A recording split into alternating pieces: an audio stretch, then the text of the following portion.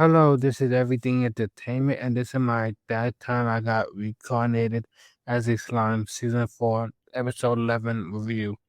And this was a fine episode to end the arc off with. Not gonna lie, I'm a little disappointed with this arc. Not the arc as a whole, but just this episode. This episode didn't live up to my expectations of like the bare minimum. Like it had all the details, but I expected the dragon to do a little more than what it was shown. Well, I'll get to it at the end, but to start off, we get Milan's backstory. We've been told this like three times back in season two, and then again, like a episode or two ago. Yeah, we already got Milan's backstory. Like she had a pet dragon, a best friend dragon. It was slain by people of a country. Malim wiped that country out. Then she had to kill her best friend. Then became a demon lord along the way, and then her reign began. So yeah, it started off with her backstory, a tragic one, but then we also get the dragon, which I do like how the dragon looks. The dragon looks amazing. Like I knew it was going to be hand drawn perfectly, but it's way better. I thought it was going to be like it looked dead. I do admit, even though it looks cool, I wish the colors were a little different. I wish it looked more corpsey, but then it would look similar to the dragon back in season two, like the skeleton dragon. So I guess this one looks different. And I believe it's CGI too, so the CGI of the dragon does look good. But yeah, the dragon fight was a lot disappointing than I remember. I expected like I expected more. Like I expected it blasting like way more. Yeah, it did do that, but the ending explosion was way more dangerous than the dragon itself. So yeah, I'm a little disappointed at how the dragon just it looks cool. It live up to the expectation. Not as good as the dragon in the intro. Dragon in the intro look way scarier and way better. But this dragon also looked good, so I can't really be mad at it. But yeah, I expected way more than the dragon that we got this episode. It was fine, but it wasn't anything spectacular. It was just a cool looking dragon that lived up to somewhat my expectations. To go over to how they defeated the dragon real quick, essentially, Malim held the dragon back, removed did his remove thing, going inside the dragon core, fighting it, saving it, and reviving the dragon. I am skipping a lot, but it's essentially wasn't like that. They just pretty much got the core, saved the dragon, and the dragon became an egg.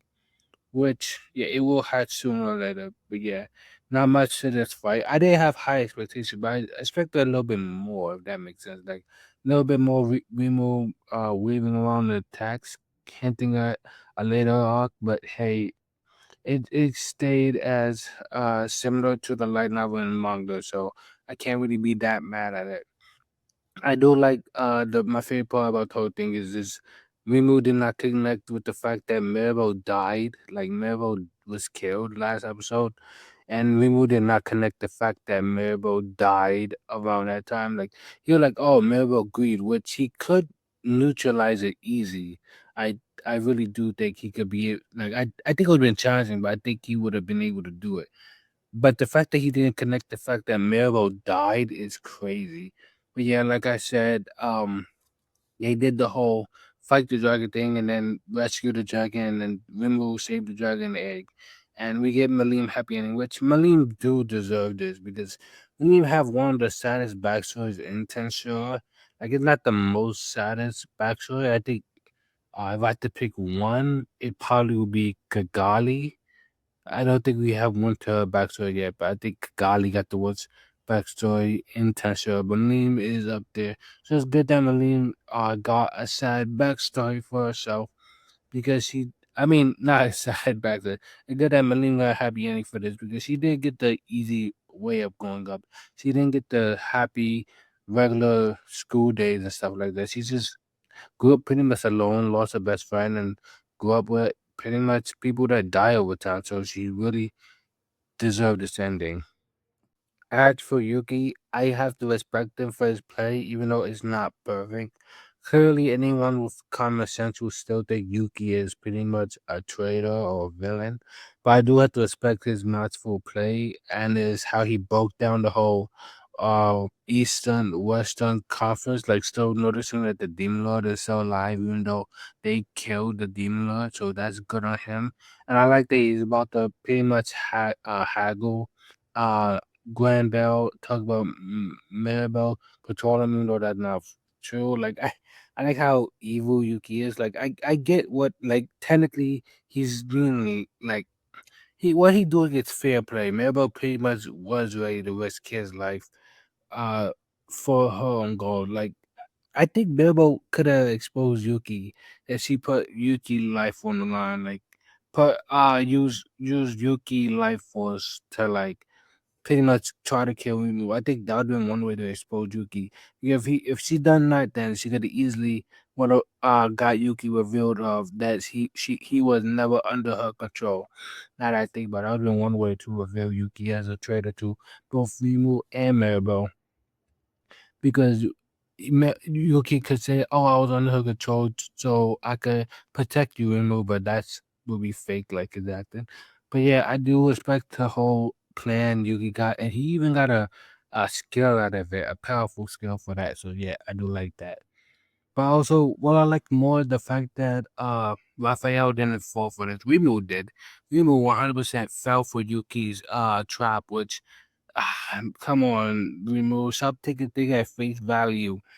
Like it does work to his benefit more often than not. So I think we get mad at his character because his character works way more than people think it does with people around him and in the world. Like it isn't like Ainz in Overlord where he have loyal minions that can never understand them even if they tell even when he tells them the straight answer. And the fact that he's a skeleton body, his words are actually hold more weight than his face. Like Rino does make good plays accidentally and even good plays by being himself. But once again, his weakness of trusting Yuki lead to him almost getting hurt by him again, if not for Raphael, which she would have told Gumu about the whole Mabo situation if she like she do trust Raphael do Raphael trust Gumu. She cares for Gumu and serves Gumu, but trust is a whole different thing. She'll do everything in her power to make Winwu happy and advise him the best outcome. Like literally, Winwu could do something Raphael doesn't want him to do, and her job and her existence is to make anything Winwu want happen a reality.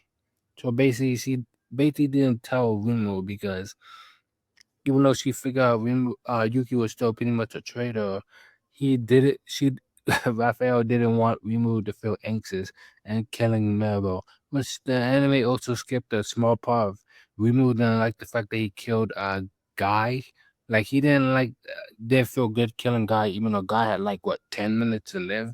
He still didn't feel comfortable killing him. So Raphael would do everything in her power to make sure that is not the case, which gotta respect Raphael. And honestly, I like their bond because they do have a great bond they share with one another.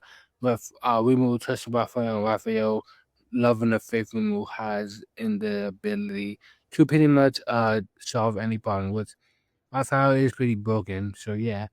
So yeah, it was a nice sweet moment they had because they really are about to go against the world at some point. But it's good that see they're on the same page of now. And lastly, uh, to talk about Grenbell, I didn't think he was that devastated. Like I knew he was sad, but dude, full on tears. Man, I underestimated his emotions so much, and I feel so bad for pretty much mocking him. He's away. Like I really am happy for not happy. I really am happy to see this. Yeah, if I remember correctly, he was devastated, but he never cried. Seeing the visible tears on him, oh man. Yeah, he about to crash out, and it about to be a good one too. But anyway, that I can't wait for what he's doing because he's about to do everything what Maribel did, but like times 10.